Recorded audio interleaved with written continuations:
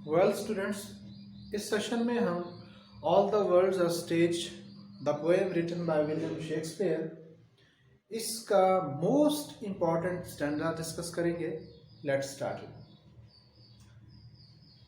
Last scene of all, यानी कि जितनी भी उसने स्टेजेस डिस्कस की हैं पोएम के अंदर, first stage, second stage, third उसकी स्टेज और last stage, last scene of all that ends this strange eventful history, के इस जो इवेंटफुल हिस्ट्री है कि चाइल्ड होता है इंसान, उसके बाद बॉयहुड, फिर manhood, practical person, old age आ जाती है।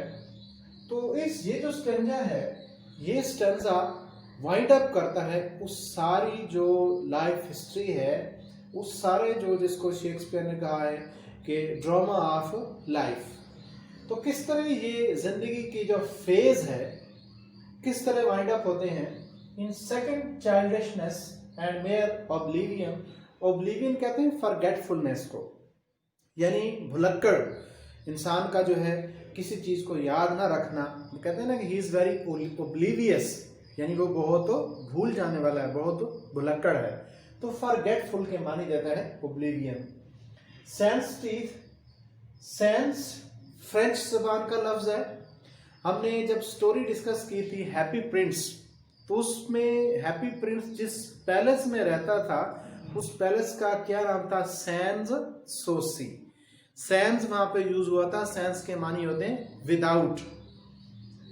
तो सेंस टीथ के बगैर, सेंस आइज आंखों के बगैर, sense taste, sense of taste नहीं है, sense everything, nothing he has at the last phase of his life. अब जिस तरह पहले मैंने आपको समझाया कि कोई भी पोएम है जब रेफरेंस टू द कॉन्टेक्स्ट है तो उसको आपने 3 फेज में डिवाइड करना है। फर्स्ट ऑफ ऑल क्या है? रेफरेंस लिखना है कि these lines have been taken from the poem all the world's are stage written by William Shakespeare. Reference लिखा। कॉन्टेक्स्ट में अगर आपको याद हो तो ये लिखा करें कि जो लाइन्स गिवन है वो पोएम के किस हिस्से में से आई हैं, पोएम के स्टार्ट में से हैं, एंड में से हैं या मिडल में से हैं। और फिर कॉन्टेक्स्ट में दूसरी बात क्या लिखी जाती है कि इस पोएम के अंदर जो पोएट है उसने क्या मैसेज कन्वे किया है, इस पोएम की क्रिटिकल समरी क्या है। And don't write each and everything of the poem, हर एक चीज नहीं लिखनी होती है। मेन जो कैप्शंस हैं, मेन जो हेडिंग्स हैं, आइडियाज हैं, मेन पॉइंट जो पोएम के होते हैं वो लिखने होते हैं किस में? कॉन्टेक्स्ट में। तो इसमें very easy context of the poem कि these lines occur at the end of the poem. याद रखें ये बड़ा ही फेमस इंपॉर्टेंट स्टेंजा है, मेनी टाइम्स ये पेपर में आ चुका है। These lines occur at the end of the poem, ये हमेशा पोएम के एंड पे हैं। ये लाइन्स याद रखें हमेशा के लिए कि these lines occur at the end of the poem. In this poem, the poet divides human life into 7 stages. 7 phases, 7 stages में divide करता है इस poem के अंदर। Firstly, the man is like an innocent child. वो एक infant होता है, like an innocent child, एक मासूम बच्चा होता है। Then he becomes an unwilling schoolboy.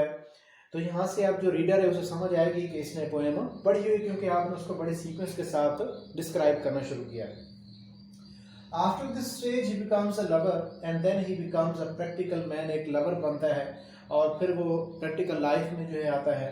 He becomes a soldier and is ready to sacrifice life for the sake of his country. फिर वो सोल्जर, आर्मी, प्रैक्टिकल लाइफ शुरू हो जाती है, मेच्योर हो जाता है तो किसी काम में लग जाता है। According to Shakespeare, if he joins army he becomes brave. In this way he becomes old and aged and it's the age of his second childishness. देखिए इस तरह हमने जो है लास्ट जो लाइन्स हैं उनको हमने कॉन्टेक्स्ट में रिलेट किया है कॉन्टेक्स्ट के साथ। कि इस तरह जो डिफरेंट एजेस हैं, आगे भी 3-4 एजेस हैं तो हमने उनको स्किप किया। पढ़ने वाला जो रीडर है उसे समझ आ जाती है कि इसने टेक्स्ट पढ़ा हुआ है। बस यही तो रियलाइज करना होता है जो एग्जामिनर है उसे कि किस हद तक जो है ये स्टूडेंट टेक्स्ट रीडर है, टेक्स्ट को किस हद तक जानता है। तो he becomes an old and aged, यही वाली जो स्टेज और लास्ट लाइन को हमने कवर किया। And it is the age of his second childishness, ये उसकी सेकंड चाइल्डिशनेस है। इस तरह हमने इसका कॉन्टेक्स्ट लिखा, कुल मिला के हमने पोएम की मुख्तसरन समरी लिखी, और जो एक्सप्लेनेशन है उसमें सिर्फ उन्हीं लाइंस को एक्सप्लेन करना होता है, ब्रीफली पैराफ्रेज करना होता है। लेकिन आप ये जहन में रखें कि your explanation should be a complete paragraph. जो ऊपर बात हुई है उन लाइंस के अंदर, उसको कंप्लीटली कवर करे आपका लास्ट वाला पैराग्राफ जो एक्सप्लेनेशन का है। This stanza describes the last stage of life. देखिए पहली ही लाइन से समझ आ जाएगा रीडर को कि स्टूडेंट जो है वो टेक्स्ट को जानता है, इसने वाकई पोएम को अच्छी तरह पढ़ा हुआ है। कि this stanza describes the last stage of life. In this stage of life man becomes a child again. Again जो है वो एक बच्चा बन जाता है, उसकी हैबिट्स, उसकी रूटीन चेंज हो जाती है। He can't remember anything well in this stage of in this strange condition. इस अजीबो गरीब हालत में, अजीब तो ऑटोमेटिकली है ही सही कि कैसे कैसे वो था और अब क्या से क्या हो गया। Strange condition, man is without teeth, दांत उसके गिर जाते हैं, विदाउट टीथ, आई साइट भी नहीं काम करती है, एंड टेस्ट ऑफ माउथ, मुंह का जो जायका है यानी कि उसकी जो टेस्ट की सेंस है वो भी नहीं होती है। In fact now he has no interest in life. ये जो सेंस एवरीथिंग है ना, ये एवरीथिंग यहाँ पे लाइफ को रिप्रेजेंट करता है कि आप उसे किसी चीज में भी इंटरेस्ट नहीं है। तो स्टूडेंट, अगर मैं घंटे की वीडियो बनाऊं इसी पोएम पे तो बोल के बना सकता हूँ, ठीक है, 30 मिनट की भी बनाई जा सकती है, लेकिन मकसद क्या है इन लेक्चर्स का?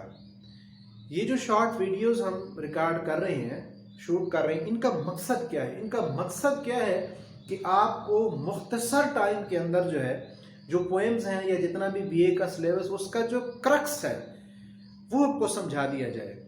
तो लिहाजा मैं पूरी कोशिश कर रहा हूँ कि मुख्तसर टाइम में अच्छी तरह आप ये चीज़ें जो हैं वो समझ आ जाएं आपको। तो अगर आपको फ़ायदा हो रहा है इन लेक्चर्स का तो do subscribe this channel. Thank you so much, बहुत शुक्रिया।